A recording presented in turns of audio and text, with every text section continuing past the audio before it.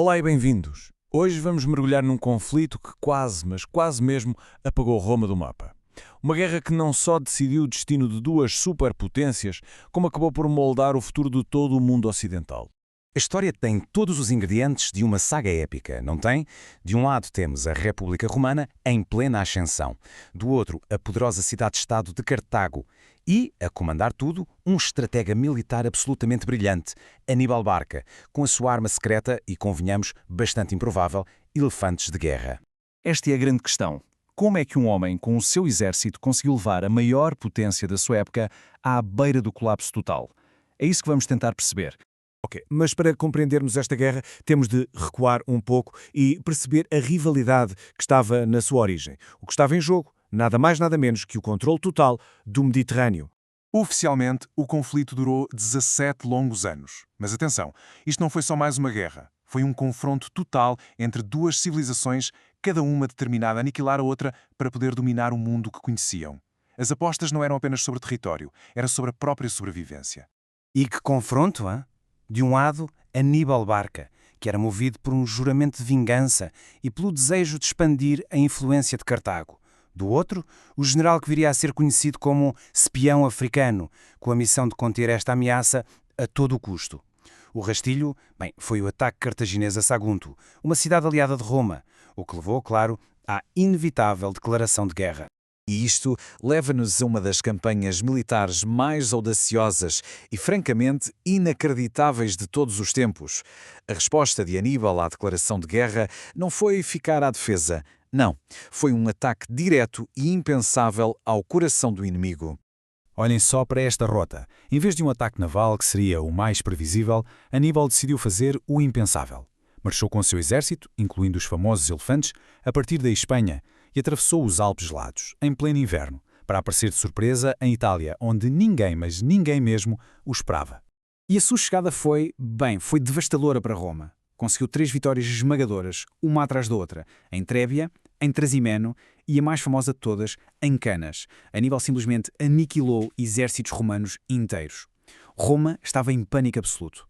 Mas, e há aqui um grande mas, este é o ponto crucial.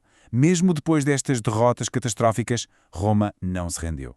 Aníbal podia vencer batalhas, mas parecia que não conseguia vencer a guerra. Faltavam-lhe os recursos para cercar a cidade de Roma e os seus aliados italianos, que ele contava que se revoltassem, na sua maioria, ficaram leais a Roma. Porquê? Provavelmente uma mistura de medo da vingança romana e, claro, os benefícios de pertencerem à sua esfera de influência. Então, a pergunta é, como é que uma república de rastos conseguiu sobreviver e mais tarde virar o jogo? A resposta está na estratégia e numa teimosia absolutamente incrível. O que é fascinante aqui é este choque de filosofias. Aníbal queria um knockout, a vitória gloriosa que acabava com a guerra de uma vez por todas. Já Roma, sob a liderança de Fábio Máximo, adotou uma estratégia de puro desgaste. Basicamente, evitavam o confronto direto com Aníbal em Itália e, ao mesmo tempo, cortavam-lhe as linhas de abastecimento e abriam novas frentes de batalha noutros sítios. Este cronograma mostra na perfeição a paciência romana. Reparem, passaram-se anos entre a maior vitória de Aníbal, em Canas, e uma resposta realmente eficaz de Roma. Aos poucos, mas de forma segura, o jovem general Cipião começou a conquistar os territórios de Cartago na Espanha e, finalmente, em 204 a.C., levou a guerra para solo africano, forçando Aníbal a voltar para defender a sua própria casa. E pronto, o palco estava montado. Depois de mais de uma década de guerra, os dois maiores generais da sua era estavam, finalmente, prestes a defrontar-se cara a cara. Era o confronto que todos esperavam. Aníbal, o gênio tático que aterrorizou Roma durante 15 anos em solo italiano, contra Cipião, o general que estudou as táticas do inimigo e as adaptou para o conseguir derrotar. O destino do Mediterrâneo ia ser decidido num único dia. E o resultado foi inequívoco. Cipião, numa jogada de mestre, instruiu as suas legiões a abrirem corredores. Para quê? Para deixar os elefantes de Aníbal passar sem causar estragos e depois atacá-los pelos flancos. A vitória romana foi total e Cartago foi forçada a aceitar os termos de paz impostos por Roma. A Batalha de Zama não foi só o fim de uma guerra. Foi o início de uma nova era, com uma ordem de poder completamente diferente. O contraste não podia ser mais gritante. Cartago foi despojada de todos os seus territórios. O seu exército foi reduzido a quase nada e o seu poder foi quebrado para sempre. Roma, por outro lado, emergiu como a potência indiscutível do Mediterrâneo, pronta para se expandir e começar a sua longa transição de república a império. Portanto, o ponto fundamental é este. Ao sobreviver a um quase colapso e ao derrotar Cartago, Roma não ganhou apenas uma guerra, provou a sua resiliência, a sua capacidade de adaptação e estabeleceu as bases para os 500 anos seguintes do seu domínio.